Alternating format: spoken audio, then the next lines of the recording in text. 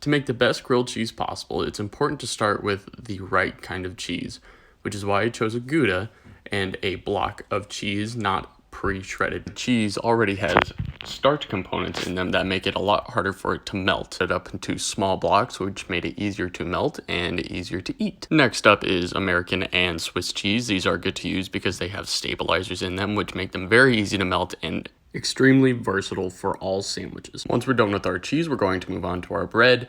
We use white bread just because that's my personal preference and it works well. We're going to lightly toast that so it doesn't dry out while frying. Once that's done, we're going to go to our fridge and look for our finest mayonnaise. We're going to use this instead of butter because of the complexity in the egg helps it crisp the bread better. Once we have our mayonnaise out, we're going to put oil into a medium hot pan and ensure that our oil is watery. That means it's ready.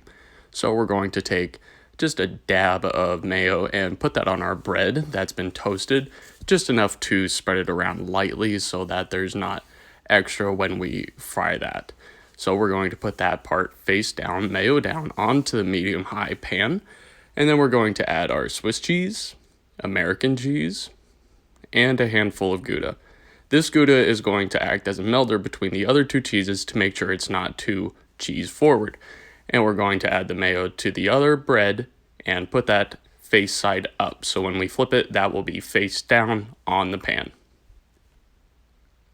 And we're going to give it the old college try and flip our sandwich and ultimately not succeed, but we tried.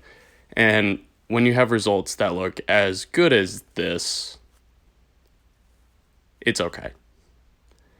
All in all, the sandwich is extremely good, especially because of the cheese choices, and it is a lovely cold weather meal.